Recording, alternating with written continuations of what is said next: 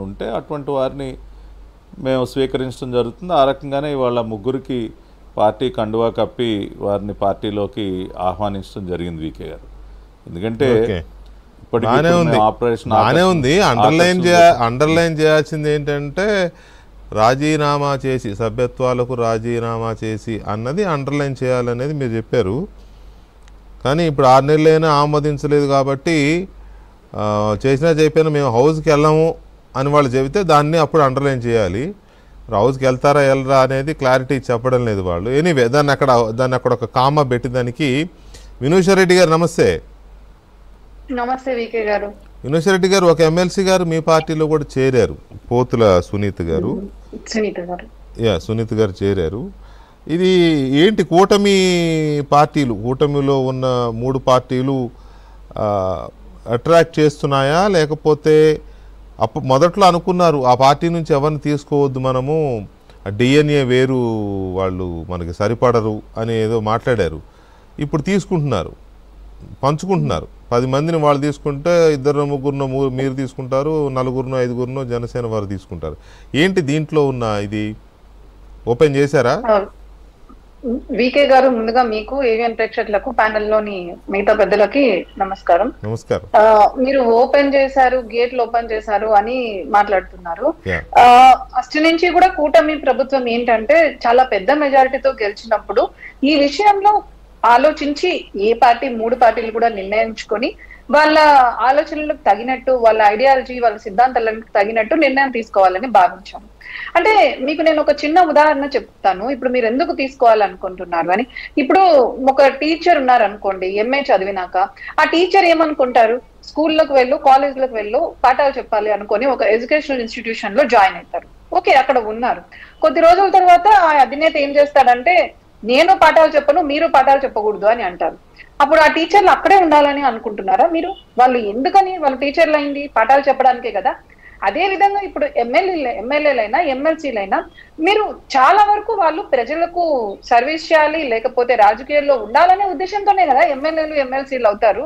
కానీ ఇప్పుడు ఒకసారి అధికారం కోల్పోయాక వాళ్ళకి సంబంధించిన పార్టీ అధినేత, నేను అసెంబ్లీకి వెళ్ళను, మీరు కూడా వెళ్ళొద్దండి, నేను ప్రజల్లోకి ప్రజల సమస్యల కోసం వెళ్ళను.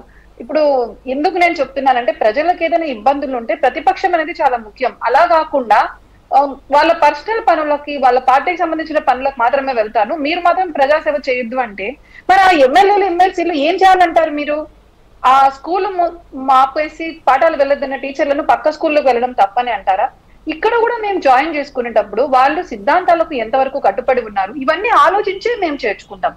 ఈ రోజు అక్కడ ఉన్న ఎమ్మెల్సీలు ఎమ్మెల్యేలు పక్క పార్టీల వైపు చూస్తున్నారంటే ఫస్ట్ ఆలోచించుకోవాల్సింది వైఎస్ఆర్సీపీ వాళ్ళే. ఎందుకు వాళ్ళు పక్క పార్టీల వైపు వెళ్తున్నారు?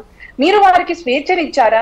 ప్రజల తరపున ప్రజల కొరకు పోరాటం చేసేందుకు, వాళ్ళ సమస్యలను అర్థం చేసుకొని వాళ్ళకి సేవ చేసేందుకు కనీసం మీరు వెళ్ళట్లేదు. సరే, జగన్మోహన్ రెడ్డి గారు వైఎస్ఆర్సీపీ వాళ్ళే ఆలోచించుకోవాలని మీరు అంటున్నారు, కానీ జగన్మోహన్ రెడ్డి గారు అలా ఆలోచించే ఇది ఉండదండి. ఎంతమంది పోయినా నేను మళ్ళీ తయారు చేయగలను, నా ఫోటో పెట్టుకుని గెలవండి చాలని చెప్పే నైజం ఆయనది.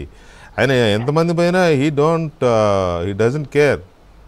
అంటే అట్లా కాదు కదండి. ఇప్పుడు ఎమ్మెల్యేగా ఎమ్మెల్సీగా ఎందుకు ఉండాలనుకుంటారు? నేను అందుకే ఎగ్జాంపుల్ చెప్పాను మీకు. ఇంకొకటి, నేను సునీత గారిని మొన్న లాస్ట్ వీక్ వైజాగ్ లో కలిశాను. మీకు తెలుసా ఆవిడ ఎప్పుడు రెసిగ్నేషన్ ఇచ్చారో? ఆగస్టు 28, 24.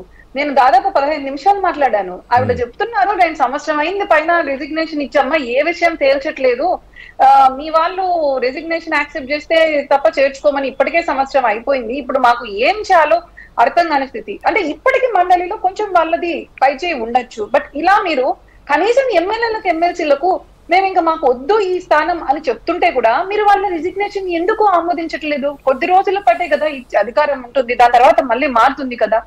అధికారాన్ని మనం దుర్వినియోగం చేయకూడదు కదా వెంకటకృష్ణ గారు. ఇక్కడ నేను కూడా మరీ చెప్తున్నాను, స్ట్రెస్ చేసి, ఎవరైతే వస్తున్నారో వాళ్ళు రాజీనామాలు సమర్పించారు, వాళ్ళని యాక్సెప్ట్ చేయలేదు అంటే ఏం చేయాలి పాపం? వాళ్ళు సంవత్సరం పాటు వెయిట్ చేస్తున్నారు.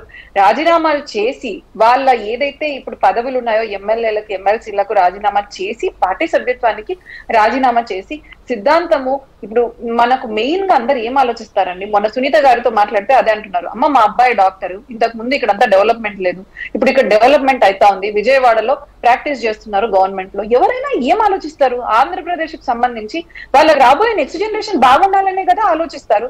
ఈ 6 సంవత్సరంలో ఎంత అభివృద్ధి చెందింది?